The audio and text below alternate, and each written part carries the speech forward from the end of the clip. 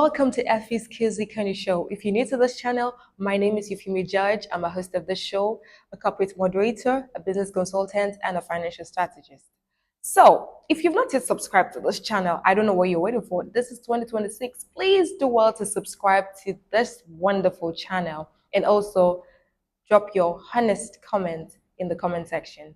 So, in today's episode, we'll be talking about the blueprint to success, and we have here with us Miss Edleen Elba.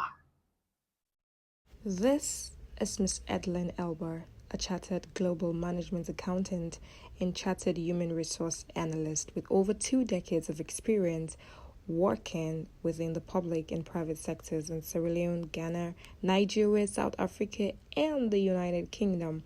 Before setting up Job Search, Edleen was with KPMG Sierra Leone, where she created and managed the firm's HR and risk management department. She also worked as group head, human resources and corporate affairs at Guarantee Trust Bank and human resource manager and administration at National Power Authority, now EDSA.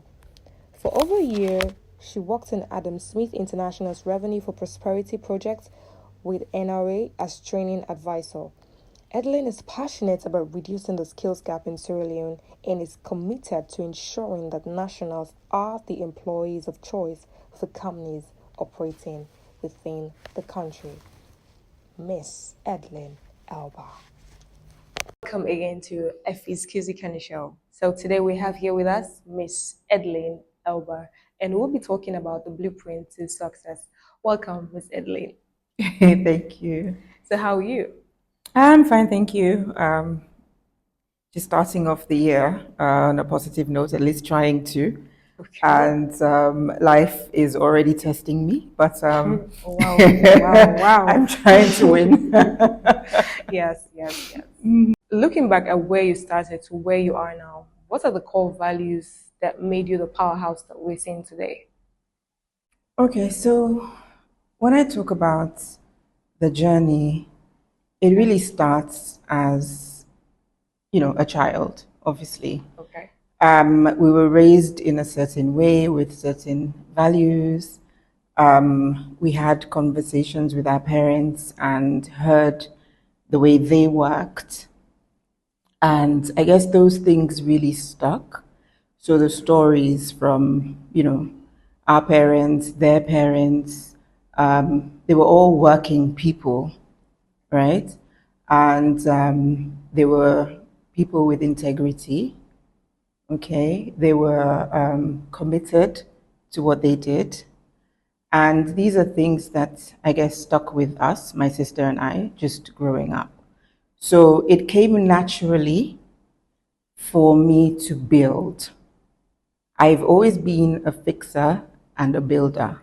Oh, okay. And for you to be able to build, you have to, one, be somebody who loves to learn.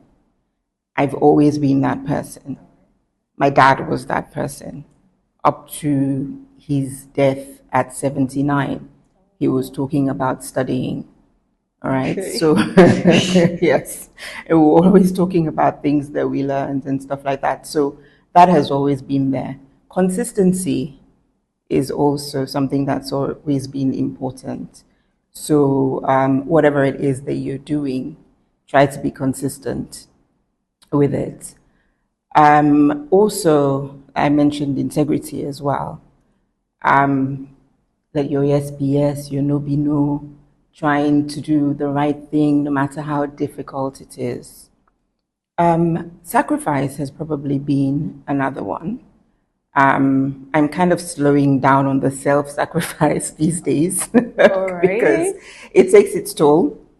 But I also feel that sometimes in order for you to be able to build, you need to be able to let go of certain things, sacrifice them for a while so that you're able to build and then you can, pick them back up.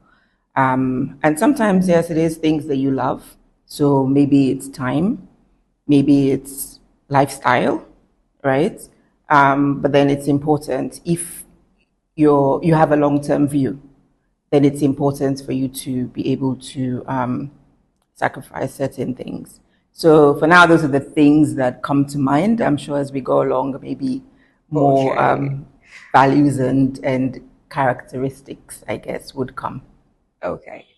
So you've navigated the corporate world, even probably to the highest level. So when was that moment you decided that, okay, I need to intentionally start building a blueprint for myself? So again, I don't necessarily feel like there was a moment Okay. where I was like, oh, I need to do this for me kind of thing. It's always just been a journey. So I left here at 17, went to the UK to study. When I was leaving, I thought it was going to be a year and a half. Ended up being 7.5 years because of what was going on in Sierra Leone. Okay. And I immediately after the war ended and the elections were held, I moved back. And for me, it was always I'm going to be in Sierra Leone. I never thought business. Being in Sierra Leone for me was, oh, I studied accounting, I'm coming to work.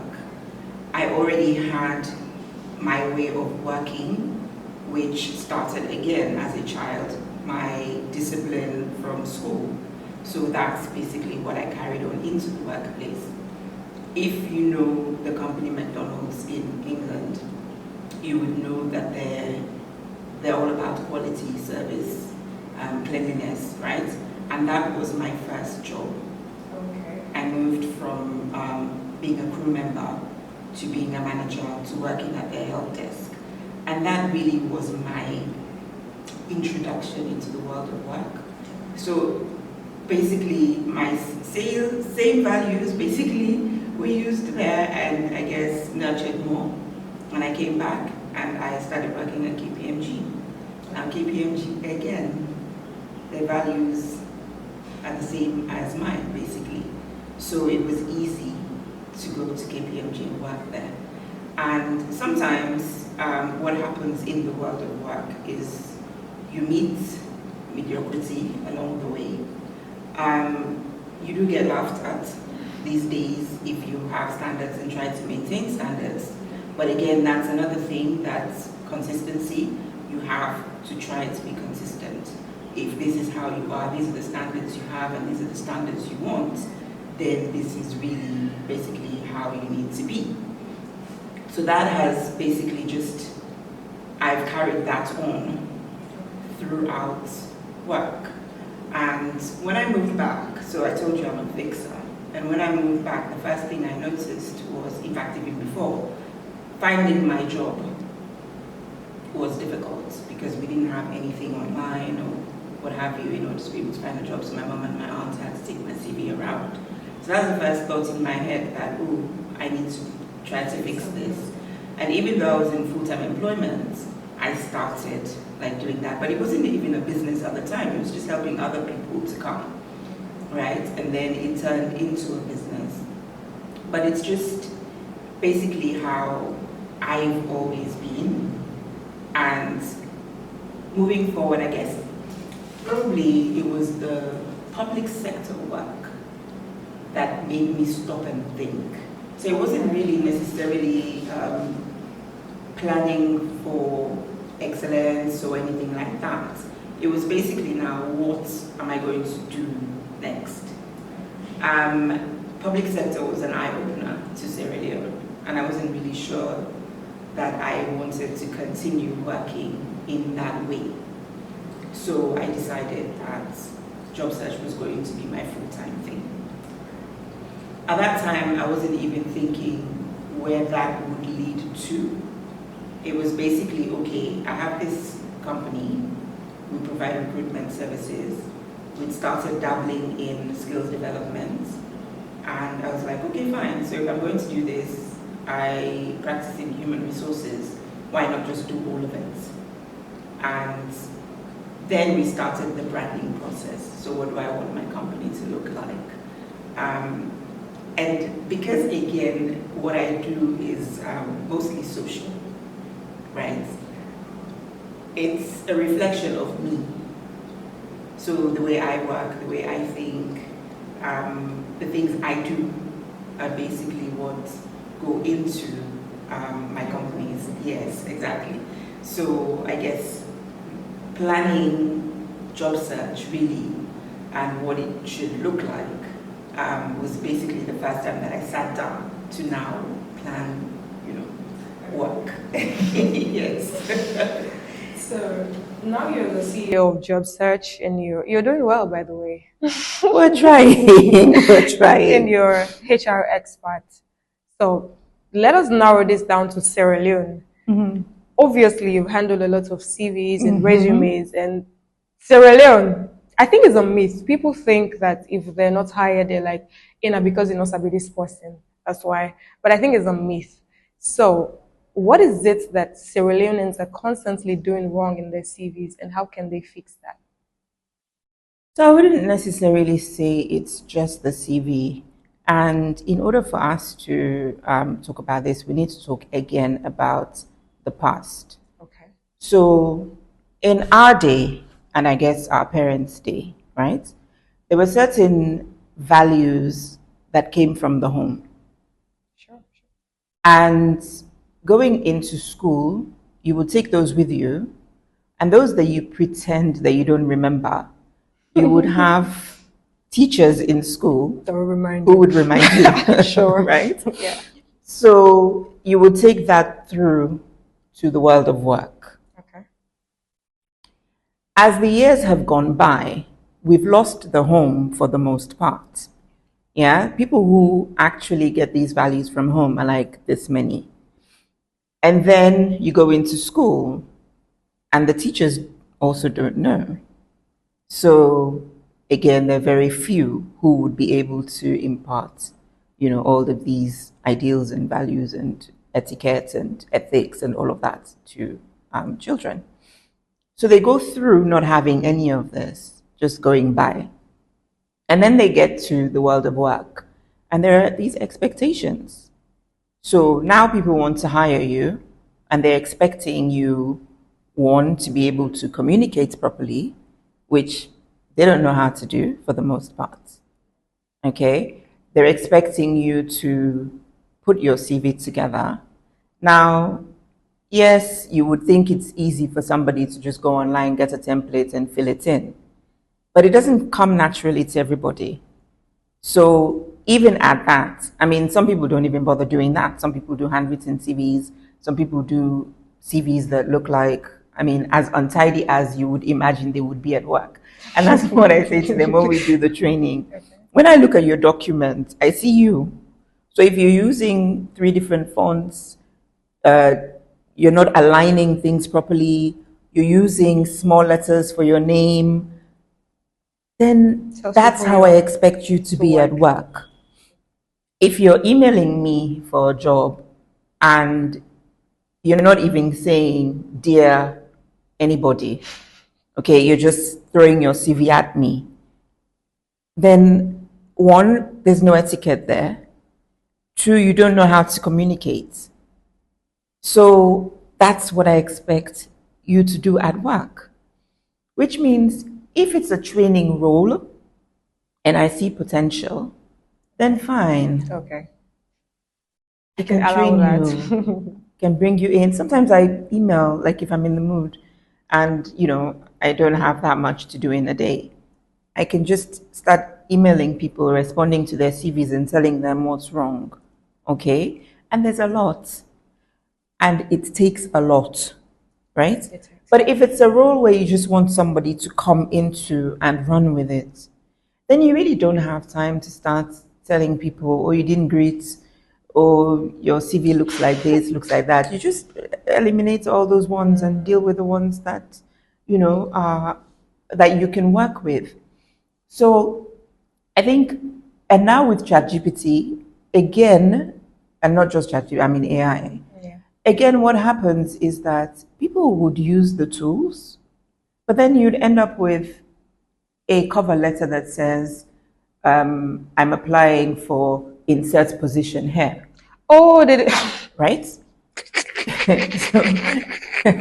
so they just copy and paste it directly. Right. Oh, so if you don't know that you should fill in the position, or if you can't be bothered to read what ChatGPT or AI or whatever has given to you, then I know we're not going to get along at work. right? So these are some of the things really that I guess people look at, and definitely the things I would look at when trying to hire people. And the problem mainly is that a lot of people don't know that they don't know. So what tends to happen is, and a lot of feedback isn't given either. So what tends to happen is people would run off now saying, oh, they were qualified because they had a master's and they were not hired. But it wasn't about the masters. It was everything else that you didn't do or did, right? So those really are some of the things that are the issues about So how can we solve them? So a lot of work is being put into employability skills, okay? And honestly, I think these are some things that they should do from school. Just as the entrepreneurship skills are being prioritized now, and they're thinking, even in schools, you should be teaching people how to do business. Same way, I feel like you should teach people the skills they need in order to be able to get a job. And these skills are they're just survival skills, basically, right? They're behavioral things as well. So again, if you had this at home and you had this in school on a daily basis, you're being corrected and things like that, then they would come naturally to you, okay? Certain things, yes, you would have to learn because you have never worked in an office before, but there are certain things which would be natural. How hard can it be to say, dear sir, madam? These are things that we were taught in school. Okay, so at the end of the day, letter writing, when you do letter writing comprehension in school, things like that, these are things that you would use now to do your application. So those things really need to be worked on right from school. And throughout, obviously, university, people would go for internships and things like that. So it's happening, but probably not happening enough. Yeah, I think so too. Right. Yeah. And what happens is that people like us who want to do more end up doing so much pro bono work that our businesses suffer. So in order for us to be able to do this at scale, we need funding. And I feel like the people getting the funding are not necessarily the people who know what they're doing. Yes, so, it's the money. Right. Money. So there's a lot of training and programs happening, but you're not seeing the impact because it's really just not being done properly. And the scale at which it needs to be done, it's not about doing 1 day, 2 days training for people. Like, it needs to be ongoing. They need ongoing coaching and mentoring at this point because it's not something that they'll just pick up like this and just do. So a lot of work needs to go into it. And I am hopeful that that we will get there. We will. But I feel like we need to focus a bit more. I think so too. Excellence requires a lot of hard choices. You've built a brand for yourself. So let's talk about building a brand. I know it's not something that is easy. It's not something that comes by accident. So what was your strategic approach in building your brand from the ground? Okay. So my personal brand has probably been because I've had to build my work brand. If you know me, you know I'm a background kind of person. So I'm a doer. I like doing things. I feel like I'm creative in the sense that I see a problem, I come up with ideas in order to fix, right? I'm not creative in terms of drawing and things like that. Okay. But in terms of thinking and creating, solutions and what have you, I feel like I do that. And I feel like I do that very well. So what has happened is that instead of being in the background now, I'm having to market businesses. I'm having to, and I had to learn this by hearing actually. Okay, I was told that you're not separate from your business, so you need to move forward and start doing the uncomfortable things. And this was really when I was building the job search brand. So in 2012, like I said, I made a decision that, okay, I'm going to go full time into entrepreneurship. And I had a 2-year plan because I was leaving my job on the 31st of December 2014. Okay. And for that to happen, there were things that needed to be done. And one of those was, to do the website. And in order for us to do the website, we had to sit down and basically go through the business, like what is it and what, and it got me thinking a lot about what it was I wanted to do and all of that. That was when we set up the Facebook page, and social media really helped with all of that. But what that meant was that I had to be at the forefront of a lot of things. So speaking engagements, panels, interviews, things like that. And again, because it's social, it's a reflection of me. My voice is Job Search's voice, it's Elba's voice, it's Elba Foundation's voice.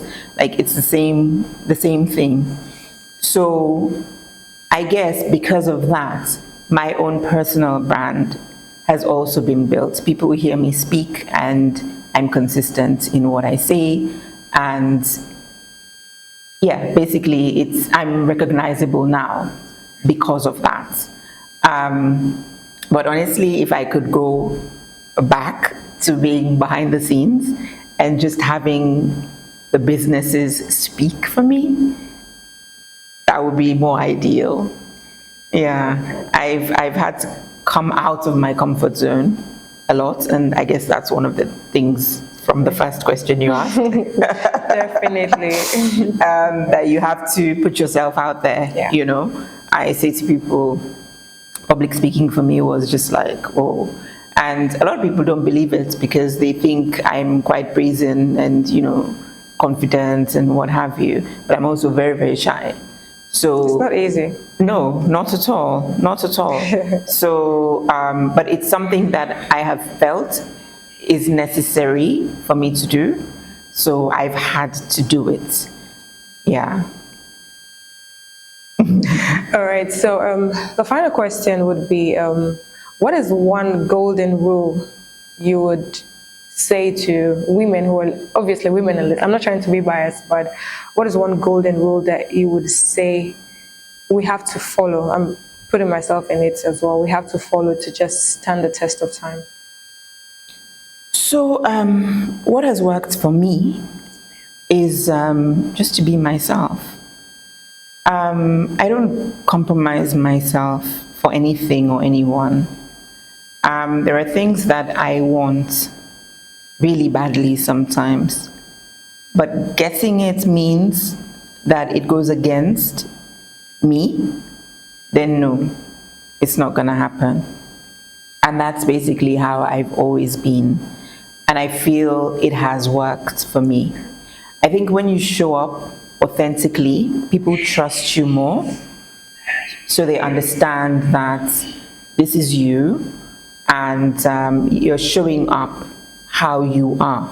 When you speak your truth, people believe you because you prove, right? Yeah. Constantly that this is, this is you. So I try to be as objective as possible. When I'm speaking, I think objectively. I'm always the one who gives people the benefit of the doubt. So I see both sides of everything. Right. Okay? And until I get to a conclusion, I do not speak. Oh, okay. Right? Okay. So because of that, I feel like people just know who I am. And I think that works.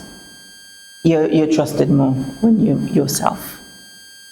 All right. Yeah. Okay. So thank you so much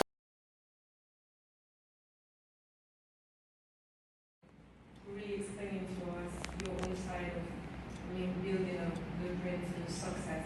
So from what I've learned so far from this conversation is that excellence does not come by accident. You have to build the foundation of core values and surrounded with grace of like hard choices, being patient enough, being consistent, and then you also have to have the courage to stand on your own 2 feet. So thank you so much. It's been a wonderful time having you here with us at FS Physical. Thank you. Before you shut down, I just want to say excellence and success are 2 very heavy words. And mistakes are made along the way. I don't like to use the word failure. Excellence and success are 2 very heavy words. And mistakes are made along the way. I don't like to use the word failure, but sometimes you don't get things right, okay? And for me, I don't necessarily use the word successful on myself. I celebrate the little wins. So there have been wins along the way, there have been lots of disappointments, but there have been wins along the way, and I celebrated them, and I see the growth. I see where I came from and where I am, but I also see where I'm not. Like, the road ahead is very long. I'm nowhere near where I want to be. So I don't necessarily see myself as being successful. And as much as I strive for excellence, I'm also human, which means things affect me along the way, and they affect the way I do, as much as I try not to. Okay, so